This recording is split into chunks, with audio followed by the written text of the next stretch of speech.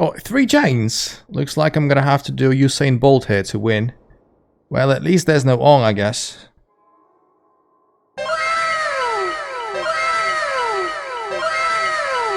Bruh. Hey everyone, this is Never Say Die here with another video. This time it's going to be on a game that's just come out, and it's called Home Sweet Home Survive. In this video I'll give you 6 tips that'll help you play better as a Spectre. And this video is for beginners, which we all were just a week ago. And of course I'm not going to profess to be this 10k hours expert on the game because it's physically impossible, the game just came out. But I have generated some experience in this game, plus being a competitive DBD player, having played DBD for years now, it really helps. Because at the end of the day the core mechanic is the same. Your main purpose as the killer is to make survivors DC because they can't play with you anymore, you're so good. This video I'm going to be focusing on Belle because she is the only killer that's available for free and available to play for any beginner. And I wanted to make a video for someone who just downloaded the game, played the tutorial, maybe 1 or 2 matches and needs some help. You know, how to approach the game, how to end chases quicker, how to get more kills per game and stuff like that. And yeah, if you later have any additional questions with regards to the tips, you can leave them in the comments below. Or you can catch me on Twitch. I stream on Tuesdays, Fridays, Saturdays and Sundays. Link, as always, will be in the description. Alright, let's get going folks. Tip 1. Know your enemy. In the main menu, go to Customize section and look through all the Survivor characters in the game. Unlike Dead by Daylight, Survivor characters do have basic differences. And not only are these differences reflected through the perks that come with the character, but also in their stats. The HP stat of course shows you how much health a character has. Stamina shows for how long a character can keep running. Now expertise is a tricky one, it makes hitting great skill checks easier. Which in turn means that you'll be completing your objectives much faster. Because hitting a great skill check accelerates your action. So it only makes sense that at the beginning of the game we're going to focus on the characters that are easier to kill and are going to be completing objectives faster. Nipa is the prime example of that case, so if you see a Nipa or a couple of Nipas in a game, you go after them first, or at least you try to. The same goes for Alf, he's a bit stronger, but he still falls in the same category. And yes, your legs can fall off while trying to take Jane down, but still, she's got just 1 HP and she's bloody good at completing objectives. Try not to waste too much time chasing people like Uncle Pay. You've got better things to do at the start of the match. And OMG, please do not chase ONG. Now that sounds kinda cringy to be honest. But you get the gist. He should be your last priority. I mean, look at his face. The face says it all. Bloody maniac. Tip 2. Break the obstacles at the start of the match. When you start the game as Belle, do not look for survivors. You will be guaranteed to find one with your teleportation once the cooldown expires.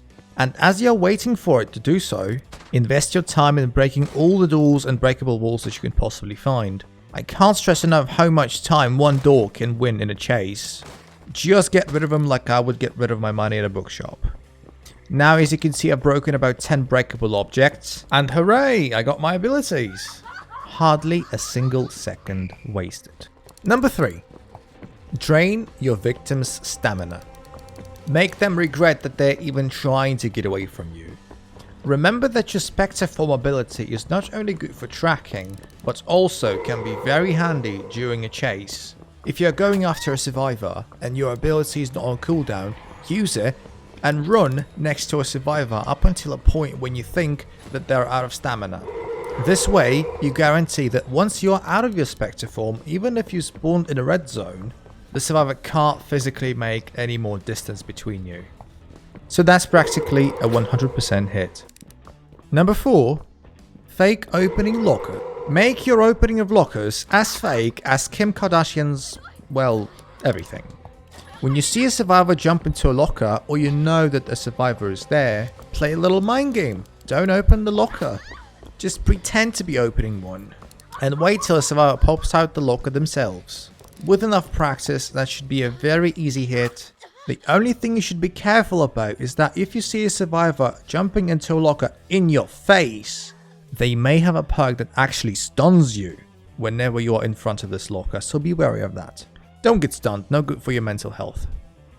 Number 5. Slash, not stab. Whenever they expect an attack from you, what good survivors do is they start spitting or just running around sporadically so that you miss your hit and start feeling miserable about yourself. To prevent that, don't just press M1. This will only make you sort of lunge forward, and this type of hit is very difficult to land. Instead, press M1 and move your mouse swiftly to the left or to the right, depending on where you think the survivor is going to go, as I'm showing you in slow motion here, which makes hitting the survivor much easier. Number 6. Use your immunity in a fight. Survivors fighting back is annoying. Luckily, there are so many things you can do about it. For example, your immunity ability. In a tutorial, the game teaches you to use your immunity when going through trapdoors. However, it does not tell you that you can use it during a fight. Well, here's me telling you that you can use it in a fight. This tip is pretty self-explanatory. Whenever you expect an attack from a survivor with whichever weapon, just press M2 and send their hopes of humiliating you to Neverland. And if your immunity is on cooldown, well, joke's on you then. What were you thinking? And that's it. I hope you future killing machines found this video enjoyable, and if you did, give it a like and subscribe to the channel. This channel is new, so any support in any shape or form is really helping. And if you want to say hi, do follow me on Twitch and do join our Discord. The links will be in the description below. We have a brilliant community. We have the best community in the internet. Don't miss out on it. I hope to see you there, and until then, remember, it doesn't matter if it's game or life, never say die, never give up. I'll see you in the next one.